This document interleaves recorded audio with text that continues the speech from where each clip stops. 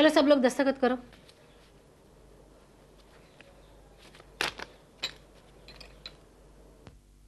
ये लो। धन्यवाद दीदी।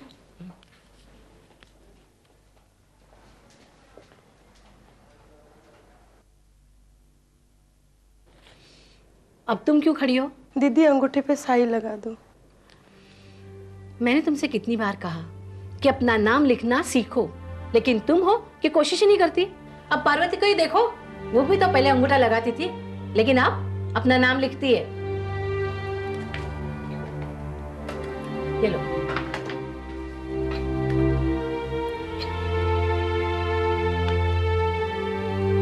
ये लो। धन्यवाद दीदी।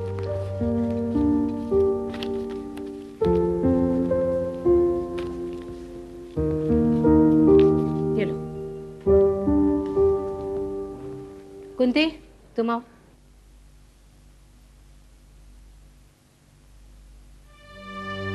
दीदी, आपने तो कहा था इस महीने मेरी तनख्वाह बढ़ जाएगी।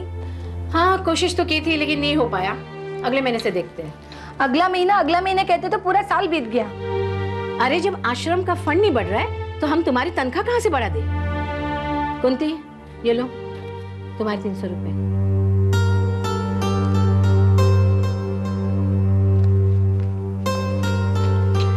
अच्छे सुन, अब्दुल को भेज दे, वो भी आके तनख्वाह ले ले। अच्छा दीदी।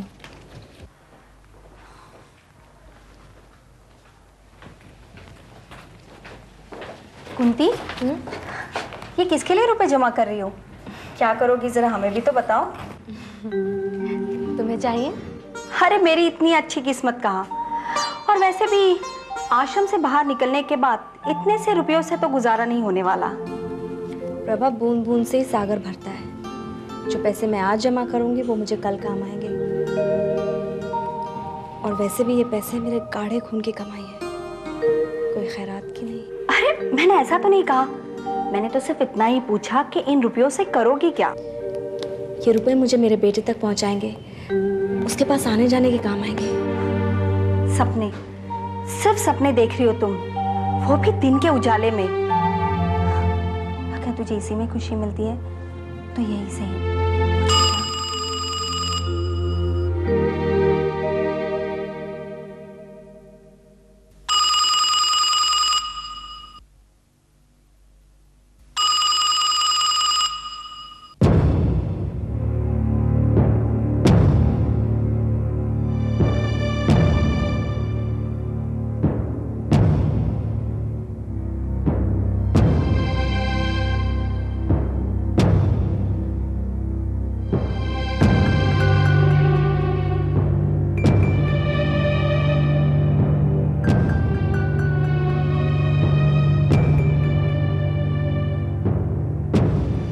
मैंने तुम सबको इसलिए यहाँ बुलाया है क्योंकि कल स्वामी जी आश्रम में पधार रहे हैं। इसलिए आश्रम में खास तौर पे साफ सफाई और अनुशासन पे ध्यान देना होगा। उनके यहाँ रहते किसी तरह का शोर शराबा नहीं होना चाहिए। प्रभा, खास करके तुम। मैंने क्या किया दीदी? किया नहीं तो करना भी नहीं। जब तक तुम लोगों को बुलाया नहीं जाए कोई अपने कमरे से बाहर नहीं आएगा, समझ गई? अब इस बात के लिए दोबारा मुझे किसी से कुछ कहना या सुनना नहीं पड़े। स्वामी हरिराज जी कल सुबह आश्रम में पहुंच रहे हैं, समझ गई?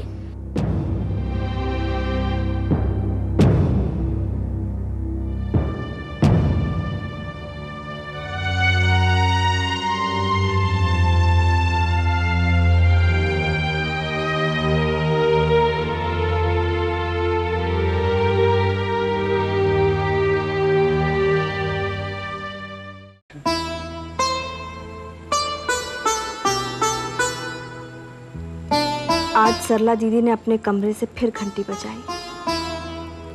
आश्रम की सभी औरतें भागकर आश्रम के मैदान में इकट्ठा हुई। मैं भी पहुंची वहां। पता चला स्वामी जी आ रहे हैं, स्वामी हरिराज। सरला दीदी स्वामी जी को इंसान नहीं भगवान मानती है। मैंने सोचा इस दुनिया में इंसान का इंसान बने रहना कितना मुश्किल है। ऐसे में कोई भगवान कैसे बन सकता है? लेकिन जब मैंने पहली बार स्वामी जी को देखा तो जाना। उनके आते ही आश्रम में बिजली सी दौड़ गई। ऊंची कदकाठी, लंबे और कोरे, चेहरे पर प्रभावशाली तेज। मुझे उस दिन थोड़ा बुखार था, फिर भी जब मैं ऑफिस पर पहुंची तो सरला दीदी के चेहरे पर कठोरता नहीं, भक्ति भाव साफ दिखाई दे रहा था। स्वामी जी सरल बहन की मेज के पास रखे सोफे पर बैठे थे और उनके पीछे उनका शिष्य हिम्मत खड़ा था। मैं दरवाजे पर खड़ी स्वामी जी की ओर अपलक देख रही थी।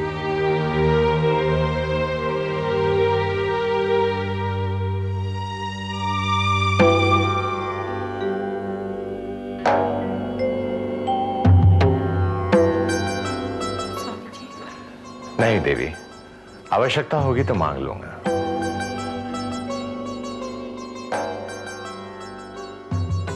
इस बार आप बड़े दिनों बाद आश्रम में पधारे। अगर आने की खबर पहले दी होती तो क्या? मैं अपने कारण किसी को कष्ट नहीं देना चाहता हूं देवी। इसमें कष्ट कैसा? आपका आश्रम में पधारना हमारे लिए सौभाग्य की बात है। हुआ यूं कि इस वर्ष हिमपात शीघ्र प्रारंभ हो गया, इसलिए हिमालय जाने का कार्यक्रम स्थगित करना पड़ा। आपके कार्यक्रम रद्द होने से आपके दर्शन तो हुए। मेरे दर्शन की इतनी अभिलाषी तुम क्यों रहती हो?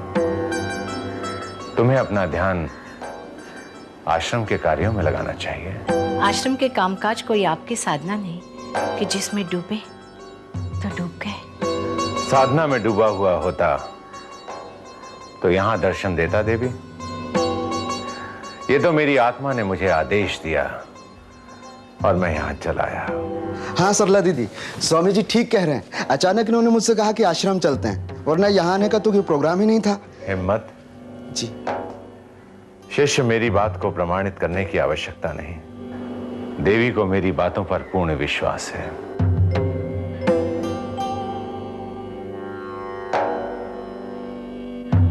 कुंती, वहां क्यों खड़ी हो? यहाँ आओ हमारे पास।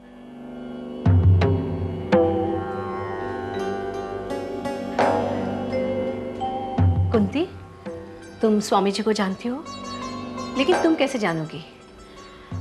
ये तो 2-4 महीने में तूफान की तरह आते हैं और हवा के झोंकों की तरह चले जाने वाले महान आत्मा है।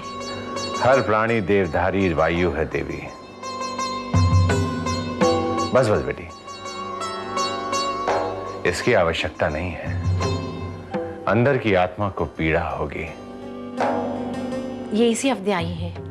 मेरी सहेली की बेटी है, अच्छे घर की है, इसलिए आश्रम की दूसरी लड़कियों से ये मुझे ज्यादा प्यारी है। आपने मुझे किसी काम से बुलाया? हाँ, एक फॉर्म पर तुम्हारे दस्तखत चाहिए। वो क्या है ना, 1-2 बार पुलिस से थोड़ा झमेला हो गया, इसलिए सेल्फ अंडरस्टैंड के फॉर्म बनवाए गए हैं, ताकि लेबर पेन के वक्त किसी लड़की को कुछ हो जाए तो जिम्मेदारी किसी की नहीं। देवी, अपने ट्रस्टियों से कहिए कि आश्रम की जिम्मेदारी उठाना सीखें। अपने दायित्व को त्यागे नहीं, वरना यह संस्था एक दिन बंद हो सकती है। जी।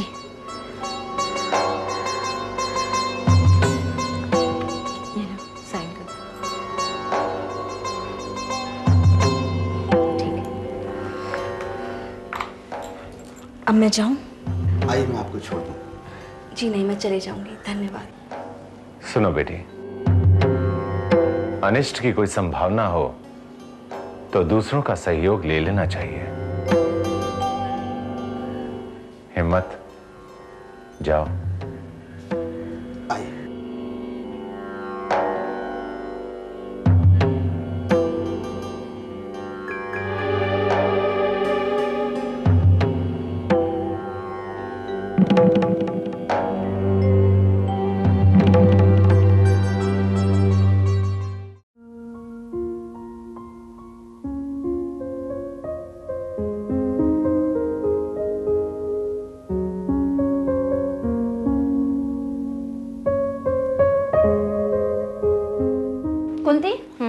बात बता, तो इतने साल से आश्रम में सरला दीदी को देख रही है, तुझे वो कैसी औरत लगती है? क्यों? ये तो मुझसे क्यों पूछ रही है? क्योंकि जो मुझे दिखाई देता है उस पे तो किसी का ध्यान ही नहीं जाता। ऐसा क्या देख लिया तुमने? सरला दीदी और स्वामी हरिराज जी के मेल मुलाकात का तुमने कभी ध्यान से देखा? मुझे तो पक्का यकीन है कि उन दोनों के बीच कुछ चक्कर है। चुप कर, तुझे ऐसा बोलते शर्म नहीं आती? अरे जो मुझे लगा वो मैंने कह दिया, अब तुम लोगों को दिखाई नहीं देता तो मैं क्या करूं? स्वामी जी के आने पे सरला दीदी के चेहरे पे क्या चमक और मुस्कुराहट आ जाती है। हमेशा कड़क रहने वाली औरत कितनी बदल जाती है। अच्छा, मुझे तेरी ये बकवास नहीं सुननी है। तेरे सुनने ना सुनने से कोई सच्चाई बदल नहीं जाएगी।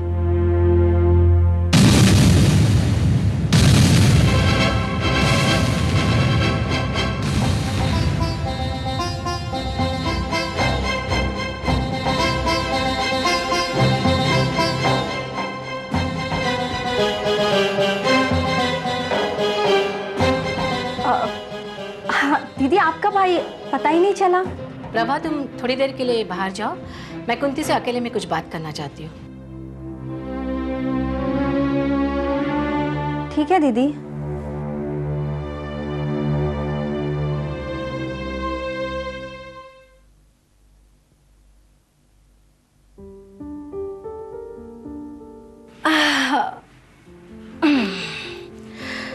आज दिन भर ऑफिस में काम करके थक गई, सोचा चलो चलकर तुमसे बातें करूं। कुंती, इस आश्रम में जितनी लड़कियां हैं तुम उनसे अलग हो, और मैंने तुम्हें कभी पराया नहीं समझा, लेकिन कभी ना कभी सबको फैसला करना पड़ता है। आप मुझे मेरा बेटा कर्ण दिलवा दीजिए। तो फिर तू मन के पास जाएगी जिसने दूसरी शादी की है, उसकी बीवी की सौत बनकर। बोल, अगर ये तुझे मंजूर है तो मैं अभी फोन लगा देती हूँ। सवाल ही नहीं उठता कि मैं उस आदमी के पास वापस चले जाऊं। वो आदमी मेरे लिए मर चुका है। बस आप मुझे मेरा बेटा कर्ण दिलवा दीजिए, मैं कोई छोटी मोटी नौकरी करके उसे पाल लूंगी। और उसे बाप का नाम क्या दोगी? उस शैतान का नाम दोगे? बोल। कुंती, ये दुनिया बहुत छोटी है। अगर तुम्हें किसी ने पहचान लिया तो तुम्हारी ये पहचान जिंदगी भर तुम्हारे साथ रहेगी। फिर तो काम तो मिलना दूर, कोई तुम्हें अपने घर में आसरा भी नहीं देगा, घुसने भी नहीं देगा। बस आप मुझे मेरा बेटा कर्ण दिलवा दीजिए, मैं सब बर्दाश्त कर लूंगी। मेरी बात ध्यान से सुन, अब तेरी उम्र ही क्या है, और फिर ना तो कुंवारी है ना विधवा, ना सर पे छत है ना आसरा। आपने जो आसरा दिया है मैं उसका एहसान जिंदगी भर नहीं भूलूंगी। इसीलिए मैं कहती हूँ, ये तेरा रूप, ये तेरी उम्र, और फिर अकेली दुनिया वालों की नजर झेल नहीं पाएगी तू। शिकारी की तरह फाड़ने की फिराक में बैठे हैं, कहीं की नहीं रहेगी तू कुंती। तो फिर मैं क्या करूं? आप ही मुझे कोई रास्ता बताइए। अगर तू मुझे अपना समझती है तो मेरी एक बात मान, शादी कर ले। शादी? ताकि सिर छुपाने के लिए तुझे एक छत मिलेगी और माथे पर पति के नाम का सिंदूर। सरला दीदी, मैं अपनी जिंदगी तो बर्बाद कर ही चुकी हूँ और किसी को धोखा नहीं देना चाहती। और वैसे भी अब मुझसे कौन शादी करेगा? अगर तू समझदारी से काम ले और शादी के लिए तैयार हो तो मेरी नजर में एक लड़का है जिसे तुम जानती भी हो और मिल भी चुकी हो। कौन? स्वामी हरिराज जी का शिष्य हिम्मत। हिम्मत?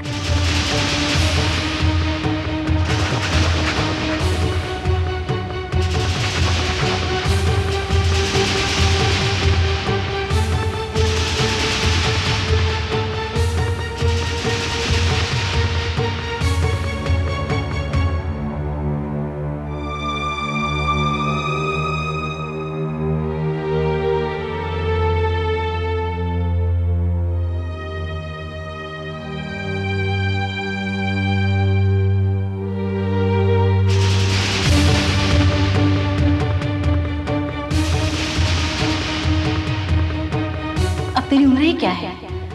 और फिर ना तू कुंवारी है ना विधवा, ना सर पे छत है ना आसरा।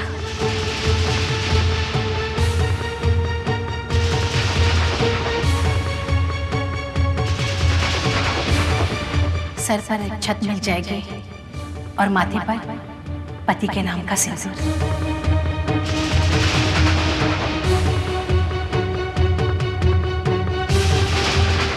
स्वामी हरिराज जी का शीर्षक हिम्मत। हिम्मत?